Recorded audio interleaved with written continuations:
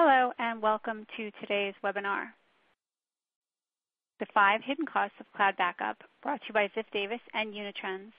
I'm Karen Bannon and I'll be your moderator for today. We have just a few quick notes before we begin. Slides will advance automatically throughout our event. In addition, the console you're looking at is customizable. This means you can move and resize any of the windows you see open, as well as explore the widgets at the bottom of your screen. We'd like this event to be as interactive as possible, so at this time we invite you to ask any questions you may have by using the question box on the left side of your screen. We'll get to as many of your questions as we can towards the end of the event. And finally, an on-demand presentation will be available after our event, and all attendees will receive a link via email. So cloud storage has always had a special appeal to those IT executives looking to save money. After all, the cloud storage cost per gigabyte can go as low as a penny a month. But as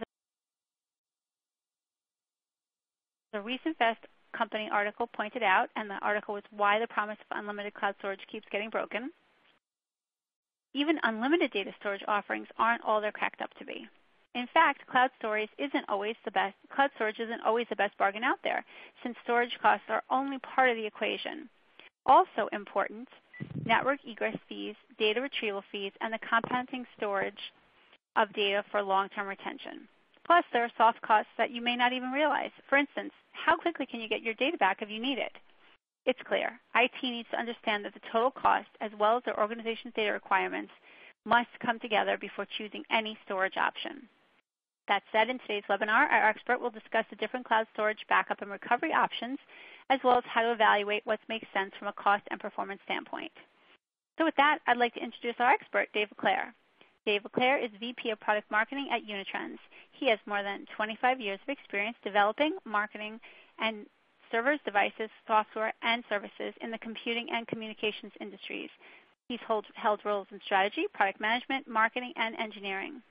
Dave is a frequent reference expert on cloud and business continuity solutions, and prior to Unitrends, Dave was a Senior Director of Strategy and Product Management at Stratus. He has also held senior executive roles at Avaya, NEC, and Internet Appliance Network. And with that, I'd like to turn our presentation over to Dave to get started. Dave? Thank you, Karen. It's a great intro to today's topic. And we do find that cloud backup is a frequently discussed and referenced topic in today's industry. When we do surveys on kind of what the top concerns are for IT, we see making backup easier. We see things like how do I get off tape and into the cloud more readily for backups are frequently referenced towards the top of concerns. And what we found is that a lot of companies are turning towards cloud-based backup solutions because it is, in general, a superior means to when compared to kind of older backup methodologies that revolved around physical media and rotational tapes and disks. And what we're essentially trying to do with cloud-based backup is meet what's commonly known as the Rule of 3, or the 3-2-1 rule for disaster recovery and data protection. And what the 3-2-1 rule says is that you should have at least 3 distinct copies of your data across at least 2 different media formats. So tape and disk, or disk and cloud kind of qualify as different medias. And at least one of those copies should be off-site, so you're protected from natural disasters or massive human error that may affect your local copies. And cloud is a very, very good way of meeting that Rule of 3. Gets you the distinct copies. You can actually have multiple backup copies that you move around. And as a result of that, Unitrends has actually taken the philosophy of having a very open cloud strategy. We supply multiple different options to our customers so that they can choose the cloud backup methodology that makes the most sense to them. We actually have 2 different offers as well that include that use our Unitrends cloud that we own and manage, as well as supporting a number of third-party cloud options from companies like Amazon and Google and Rackspace. So for our own offers, we actually have something that's called No Limits Cloud, which allows you to take copies of your data from that have been backed up to your local Unitrends appliance and move them to the cloud. And with Noblitz Cloud, whatever is in your appliance gets copied and replicated into the cloud. So you have the exact same sets of data in both your on-premise appliance as well as in the cloud. Our second option, which has become very popular in recent months, is called Forever Cloud. And Forever Cloud is designed for long-term retention.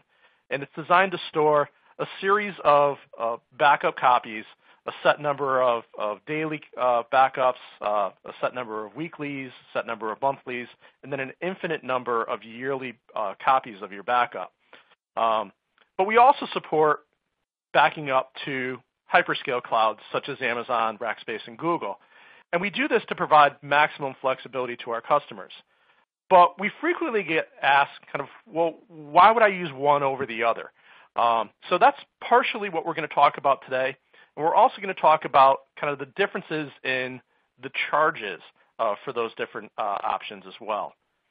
So Unitrends Cloud, we actually charge 10 cents per gigabyte per month for both No Limits Cloud as well as for Forever Cloud. And when people see that and then compare it to some of the very low-cost cold storage options such as Google Nearline or Amazon Glacier, which are 1 cent or even lower. Amazon recently lowered the price of Glacier a few weeks ago to 0.7 cents a gigabyte. The initial reaction is, wow, that's really cheap. How do you possibly compete with that at essentially charging 10 cents per gigabyte when they're charging 1 cent per gigabyte? And the reality of it is that the difference really comes down to the different models and how the clouds are kind of built to operate, as well as what the charging mechanisms. So what are you actually paying for with that 10 cent versus 1 cent per gigabyte? And there are cases where, believe it or not, 10 cents can actually be cheaper than 1 cent. Kind of counterintuitive, but it is the reality. And it really comes down to what are we paying for? And the bulk of this presentation is going to go through what we call the 5 hidden costs of cloud backup. And you really need to know exactly what you're paying for when you buy a cloud backup solution. So we're going to walk through the 5 of them. This first one is by far the most important. If there's one thing that you leave this session today with, this should be the one thing that you remember. And that is that when we look at cloud backup, we really get into a situation where the amount of storage required to store the number of backups can compound very quickly. And it can keep growing and growing and growing. And this really is our hidden cost number one. Because when we look at backup, we really want to consider, what are we paying for? Are we actually paying for protection, which is the purpose, the reason why we're actually doing backups in the first place? Or are we just paying for raw cloud storage? And this really matters. And it really matters where we are actually counting the gigabytes that you're paying for. So if you have most of the clouds do their charges on a per gigabyte basis, but most of our data quickly starts adding up into terabytes. And it really matters whether we're actually counting the gigabytes or terabytes actually on the source side, on the backup appliance side, or are we counting them on the target side, on the actual cloud location where they're being saved. And it really matters because the cloud storage required to store many copies of backups over time, even with good discipline and good compression and deduplication, can really, really add up quickly. And as a result, your bill can come in shockingly high given the nature of that compounding effect. So let's take a look at kind of a typical example. So many enterprises have a regulatory requirement or a policy requirement to store copies of their backups for multiple years. Some cases it's 7 years, some cases it's 15 years, in some cases it's kind of infinite. So a typical scenario that we would have done in the past with tapes and what we can do now with cloud automatically is we can set up kind of a GFS policy, a grandfather, father, son policy, where we start with kind of a master set of our backup data, and then store a series of daily backups, and every 7 days we roll those daily backups into a weekly backup, and we store that weekly backup. And every 4 weeks of weekly backups, we roll those into one monthly backup, and we save a set of these. So in this particular example, we're going to assume that the enterprise wants to save 7 daily backups, 4 weeklies, 12 monthlies, and 7 yearly data backups. And as you can see on the right, this can wind up with you having to store an awful lot of copies of your data in the cloud as this data kind of multiplies and multiplies. So if we turn this into a specific example with a specific amount of data, we can see exactly how the data on the cloud side, the storage requirement on the cloud side can really add up over time. So if we assume that our source data that we have to protect, in other words, the number of VMs and Windows systems and their data is 1 terabyte, just for an example. Fairly small set, but these numbers scale. If you had 10 terabytes or 100 terabytes, the math works just the same. So let's assume that our source data, just to make the math simple, is 1 terabyte. Every day we have a set of data that changes. Typically, we see change rates on a daily basis of about 5%. Some companies have higher change rates. If your change rate is closer to 10%, these numbers will change. But let's assume, a fairly typical 10% in this example. Let's also assume that our data protection software does a pretty good job of compressing the data down as it stores it through deduplication and compression and other optimization techniques, and that we actually get that source data compressed down to 10% of its size. So that's actually pretty decent compression. This is highly dependent, of course, on the type of data you have and the engine that you have. So that number could be higher or lower, but 10% is a pretty good kind of rule of thumb. So when we look at this and how it affects the amount of cloud storage required over time, that 1 terabyte of source data in the first year, as we save those daily, weekly, and monthly backups, can quickly add up. By the end of the first year, we're using almost 4 terabytes of storage. By the end of the second year, we're using almost 6 terabytes of storage. And by the end of the 7th year, we're up to almost 15 terabytes of cloud storage being consumed just to protect that 1 terabyte. And that assumes a pretty conservative change rate. If your change rate is actually higher, let's say we increase your change rate up to 10%, that 1 terabyte of source data grows much faster. That first year, it's up to almost 8 terabytes. And by the 7th year, we're up to almost 30 terabytes of cloud storage being used. So as you can see, the amount of data that we're protecting and the number of backups that we're doing can quickly mean that we can consume an awful lot of cloud storage. And if you're paying for your cloud storage on a per gigabyte of what you're consuming in the cloud, that can get very expensive. Unitrends actually takes a different approach. We actually only charge for the amount of protected data that you actually have. We actually are not charging you for the amount of cloud that you're consuming in the Unitrends cloud. However, most clouds actually do charge you more along the lines of what's shown on the right.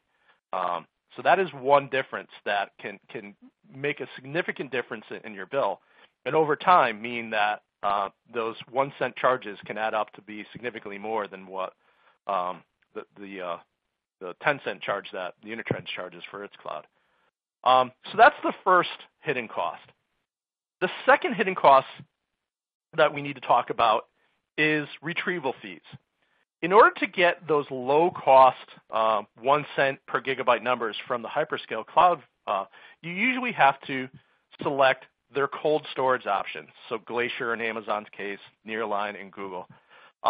In both of those solutions, again, Unitrends supports moving backups, and for some scenarios, it can be the absolute right solution. But in others, these other fees can start adding up.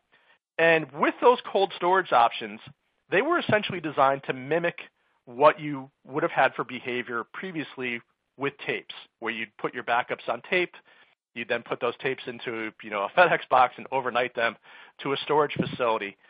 for long-term storage. And if you needed to get them back, you'd have to request them. They'd have to be shipped back to you. You essentially have a multi-day restore process.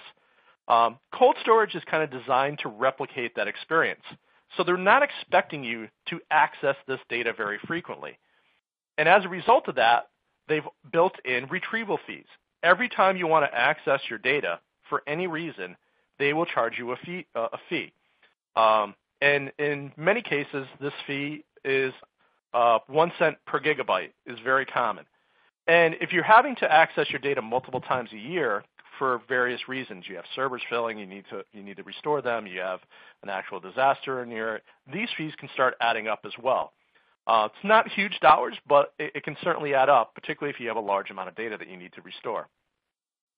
The third hidden cost that absolutely can have a large effect on your bill for cloud storage is network egress fees. Almost all clouds will allow you to put your data in for free. There's no network fee to actually place your data into the cloud. But frequently, there is a fee to pull your data out. So moving your data out to the internet, or even in some cases moving it in between geographies within the cloud, will invoke a network egress fee. And these fees can be quite steep. In Amazon and Google's case, they range from about 5 cents per gigabyte up to 23 cents per gigabyte, depending on the region that you're moving your data out of. So regions like China are more expensive with network fees than, say, in Europe or the Americas. And they also vary based on the amount of data that you're moving as well. The more data you move, if you're moving hundreds of terabytes across the network, the fees are lower than if you're only moving a few terabytes. And these network egress fees can also add up significantly every time you need to access your data for a recovery purpose. Our fourth hidden cost is a little different than the first three. The first three are things that are essentially going to show up as line items on most cloud bills. The fourth really is more about the methodology that you're using and the expectation for recovery time, and how you're set up and what your cloud provider provides can have a pretty strong impact on that. And there are obviously multiple options for moving your data into and out of the cloud. Some of them are very effective. Others may leave you in big trouble depending on your expectations and time of a disaster. Because we're really talking about either sending things over a WAN connection, over the internet, or actually shipping things using physical media, what's sometimes referred to as seeding. So our fourth cost really talks about those expenses. So the first thing to consider is my current internet WAN connection sufficient? Do I have enough capacity?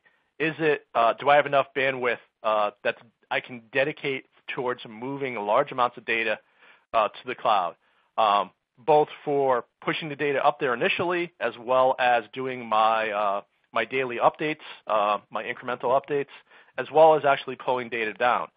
If it's not sufficient, you may have to look at adding an additional connection, maybe bringing a faster connection in, and that can increase your cost as well. But a bigger consideration that is not frequently considered is how do I actually get my initial data set up into the cloud? And if I have only a small amount of data, let's say I only have a terabyte or two to move, it's actually not too bad to move it all over the WAN. However, if I have 10 terabytes, 50 terabytes, 100 terabytes, moving that amount of data over a WAN connection can be very restrictive. It can take a long time, even with a high-speed internet connection. So this chart that's up there is actually showing you a couple connection types and how much time it actually takes to transfer just 2 terabytes of data. And even an OC class connection can take more than a day to move that 2 terabytes. So if you have, again, tens of terabytes or more to move, sending it over the WAN initially could take weeks. And that's really not a great way to start. So this is part of the WAN challenge. So one solution to that that some cloud providers provide, but not all of them, is the option to use what's called physical seeding. And what happens with physical seeding is media is actually sent from the cloud provider, so actual disks or a NAS or something like that is sent to the customer. The customer then loads their data up onto that physical media and then overnights it back to the cloud provider, who then connects it directly into the cloud. And over the course of essentially a day, mostly due for that overnight shipping, you can then have your initial set of data, regardless of its size, to be up and running in the cloud. And you avoid that WAN challenge for the initial data set. This is something that some cloud providers provide, usually for a nominal fee, but many do not provide it at all. So if you're left between only sending things over the WAN, it may take you a while to get that all of your initial data up and running. More importantly, though, is actually what happens in the reverse, because I might be patient enough to actually wait to get my data over the WAN, but what happens in the event of a disaster? If I actually have a major disaster and I need to get my data back and get my systems up and running now, how fast can I get my data back? If I have to rely completely on it sending it all over the WAN, it could, again, take days or weeks. And that can greatly impact our RTO, our recovery time objectives, that we expect to reach. It can be the difference between getting your systems back up and running in hours versus weeks of downtime. And again, not all providers provide this capability, so it's something that you really do need to consider. And then finally, the fifth cost is the cost of not having rock-solid SLAs. And I know we've all kind of gotten into the habit as we've buy things on the internet and click on EULAs very quickly without reading them. With cloud agreements, I encourage you to read the fine print, particularly around what SLA guarantees are being provided. And they vary widely. So what does your cloud provider provide for a guarantee? If it's designed for data protection, how fast are they going to guarantee that you will get your data back? Do they have a guarantee that they will overnight your data to you in one day, for example? Or is there no guarantee? Are you simply buying cloud storage and you're not getting any guarantee because it's really not designed for recovery? Looking at the SLA for uptime, many clouds will guarantee 100% uptime or 5 or 6 nines uptime. But what's actually the SLA? What happens if they don't meet it? If you need to access your data and you're not able to, what are they going to do for you? Is there a number that you can call? Is there do you simply just get a 5% credit on next month's bill? These SLAs vary widely. You need to look at what are they actually doing with your data once they have it in the cloud, particularly if you have concerns about data sovereignty. If I'm concerned about my data moving between different countries, I want to make sure that I know exactly what the cloud provider is going to be doing with that data. If I need it to stay in Canada, for example, or Germany, I need to get assurance that that provider is not going to move it around inside the cloud. We also need to look at what is the provider providing for a guarantee for how I can contact them. You really want somebody who's going to be your partner when you actually have a disaster. What's their response method? Is there going to be somebody who's there to pick up the phone 24/7 to work with you, or is it email and chat only? And how fast are they going to be able to respond to you? In some cases, with backup solutions, the cloud provider may actually be a third party. And if that's the case, are you dealing with 2 different vendors? And are you getting into a situation where you might get finger pointing? All this should be spelled out very clearly in SLAs and in agreements up front. That should be looked at very closely. So those really are the 5 major costs that we kind of point people to when they're considering cloud backup. I'm going to take a few minutes and actually just talk about Unitrends in specific. So Unitrends actually, of course, is a data protection company. We have multiple solutions, including physical appliances as well as software appliances for doing backup. We do have our own Unitrends cloud offer, which is provides cloud storage as well as disaster recovery as a service, as well as other capabilities for data protection and data and disaster recovery in the cloud. So our cloud is a purpose-built cloud that has a couple different options, as I explained earlier. Our cloud is actually operating in 5 countries. You can spin up your data in the United States, UK, Germany, Canada, or Australia. And we currently have well over 10 petabytes of data in our cloud that is being protected. Because it's a purpose-built cloud, we do things a little differently because the cloud is designed specifically for data protection and disaster recovery, not simply designed as a general purpose cloud. So as a result of that, we charge differently for how we actually bill our cloud. So Forever Cloud, we charge 10 cents per protected gigabyte per month with infinite retention. So what we mean by protected gigabyte, this is on the source side. So if you're looking at your VMs and what your typical backup size is, that's the amount that we're going to charge you for.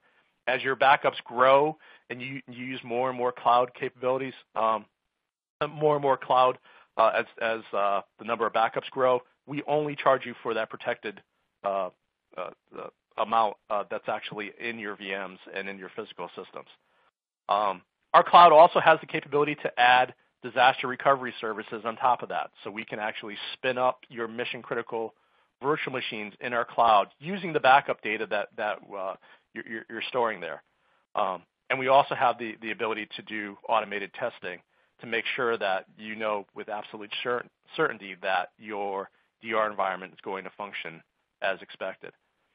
So looking a little bit deeper into each of those components, Unitrends Forever Cloud is designed for long-term infinite cloud retention. It's very granular. You don't have to send all of your backups to it. You simply select the data you want protected in the cloud, and that's what gets sent to the cloud. You don't have to pay for data that you potentially don't need for long-term retention. You can automate these tasks very simply to extend your on-premise retention to the Unitrends cloud. And it is the reason why it's called Forever Cloud. It is designed for infinite years of retention. As long as you're staying current with us, we will store not just your daily, weekly, monthly backups, but we'll store an infinite number of yearly backups as well in the Forever Cloud. Because we're only charging for protected data, it allows you to have absolute cost certainty as to what you're going to pay for. You don't have to worry about things like change rates and how much we're compressing and things of that nature. We simply charge you for the amount of protected data. So if you have 5 terabytes of protected data, it's going to be $500 a month every month, whether it's your first month or your 72nd month. It's always going to be that amount. We do provide a seeding option. We call it rapid seeding that allows you to move that initial set of data to the cloud quickly without impacting your network. The way it works is we will send you, as I indicated earlier, we'll send you disks. You'll load up your data that you want in the cloud onto those disks. You overnight them back to us. Those are actually then placed into the cloud, and that provides your initial cloud connection. From that point on, we do incremental updates, so you're sending a much smaller amount of data to the cloud for each daily update. We also do reverse seeding as well with SLA of a guarantee that we'll get your data back to you in 1 day.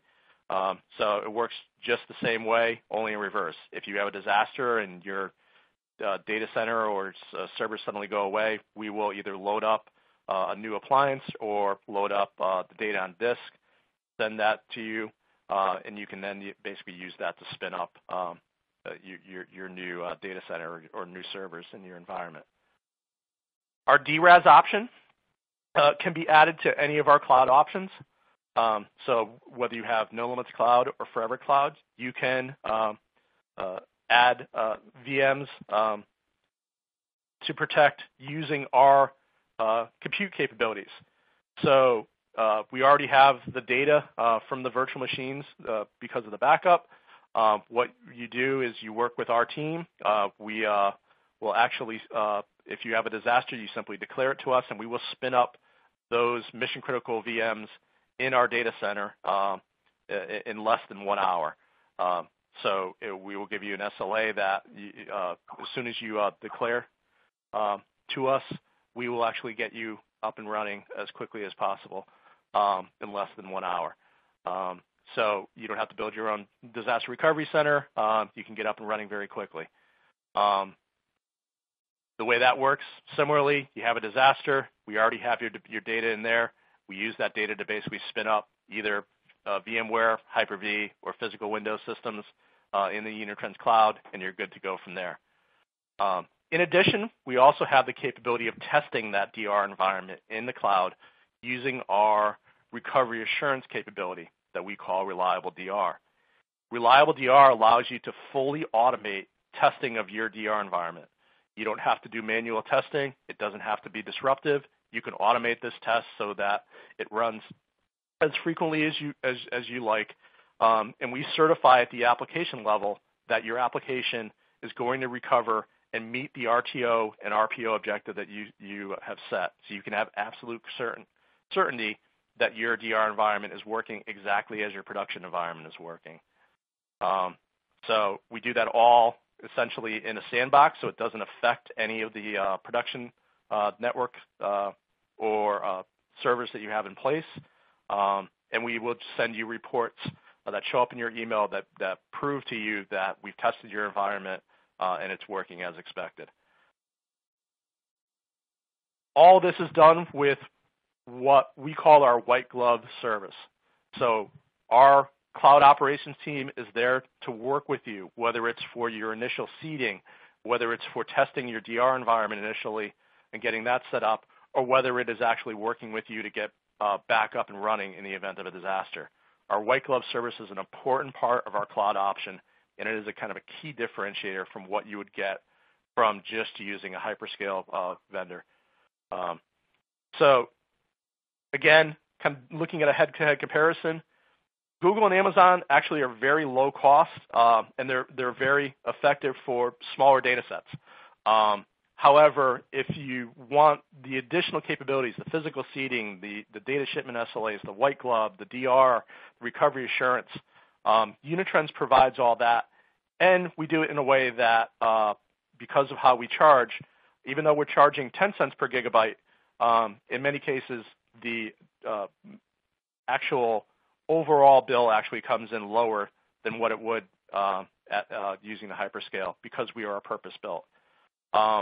You don't really have to take my word for this. We've actually built a tool that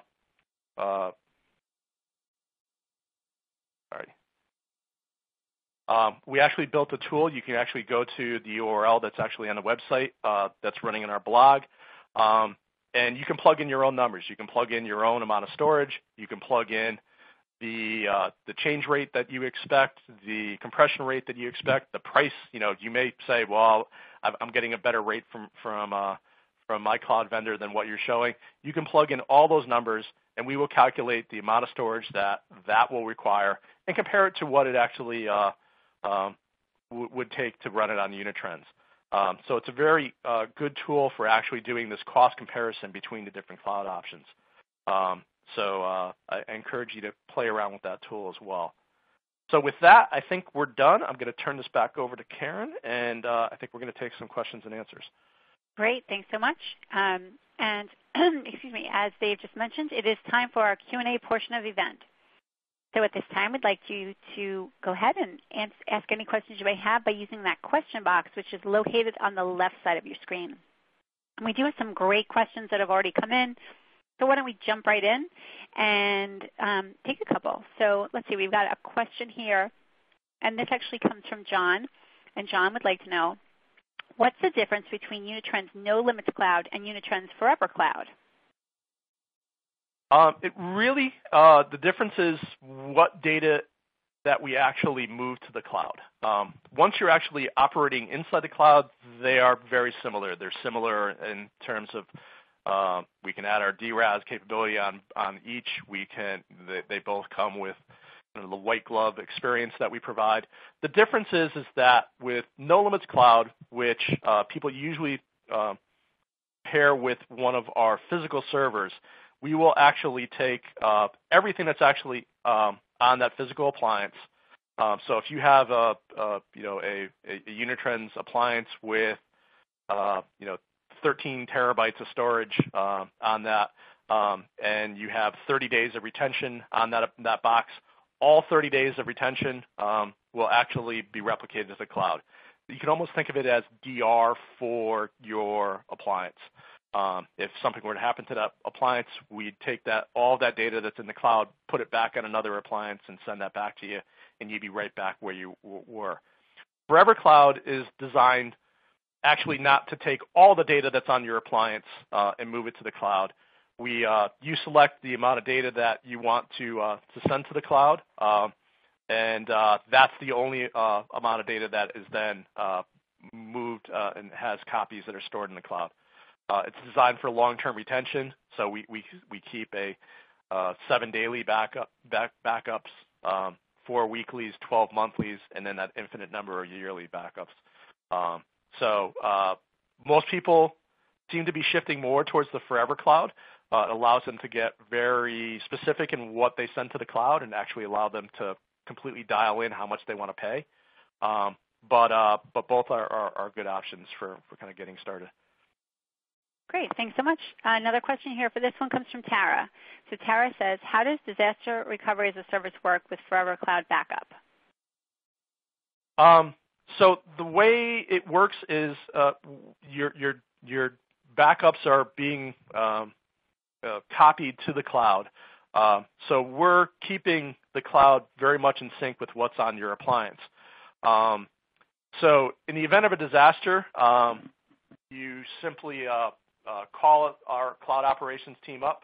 Well, I should say before that, you would have identified the virtual machines that are using that data that you want to protect in the Unitrends disaster recovery as a service data center. So our cloud ops team would work and basically make sure that those VMs are going to spin up properly in the Unitrends cloud. And in the event of a disaster, all you have to do is make one phone call to our cloud ops team, declare the disaster, and in less than an hour, we will spin up your critical virtual machines or physical Windows systems in our cloud using that data. And at that point, it looks exactly like it did running in your data center. Same IP addresses, same everything. Just like as if you had built your own DR center. The only difference is you're doing it inside Unitrends, and Unitrends is doing kind of the heavy lifting of keeping it up to date and making sure that it's all going to work properly. Okay, thanks again. Let's see. How about we grab this one? This one comes from Chris. Chris says, can you explain what you mean by protected data regarding how Forever Cloud is charged? So what we mean by protected data is it's there as you're doing backups. Usually, most people look at backup like the size of the appliance. Usually, you're sizing your appliance based on how many different copies you're actually going to be storing. So if I need 30 days or 60 days retention, I'll size my appliance for that size. But the actual source data, so if you have 10 virtual machines and 2 physical Windows systems, and that a typical backup of that would be 2 terabytes or 3 terabytes or whatever size it would be for that amount of system. It kind of on the actual systems where the data resides. That's what we mean by protected data, and we only charge for that amount. So even though we're going to take that and copy that data up to the cloud or move it elsewhere, many times we're only charging for the protected data. we're not actually charging you for the amount of data that we're actually, or the amount of storage that you're using in the cloud. Great, thanks so much. Okay, so let's see. You are actually coming to the quarter of the hour, so why don't we take one more question before we let everyone go back to their day. So we've got a question here. This comes from Frank. Frank says, what is the difference between RTO and RPO? So RTO and RPO are a recovery time objective and recovery point objective. And they're two terms that are commonly used in data protection. Your recovery point objective looks at how much data are you able to withstand losing in the event of a disaster. So if I have an event, kind of how far back do I have to go to get my last kind of complete set of backups? If I'm doing backups every 5 minutes, my RPO potentially is 5 minutes or it can be 5 minutes or longer. If I'm doing backups once a day, my RPO is not going to be any better than 24 hours. Recovery time objective is kind of looking at it into the future from the time of disaster. So from the time that I actually have that downtime event, how long is it going to take me to restore my system to a fully operational standpoint?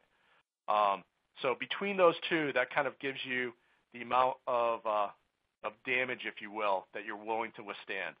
And in mission-critical applications, you want those RPO and RPO as small as possible. In less critical systems, they can be a little bit longer.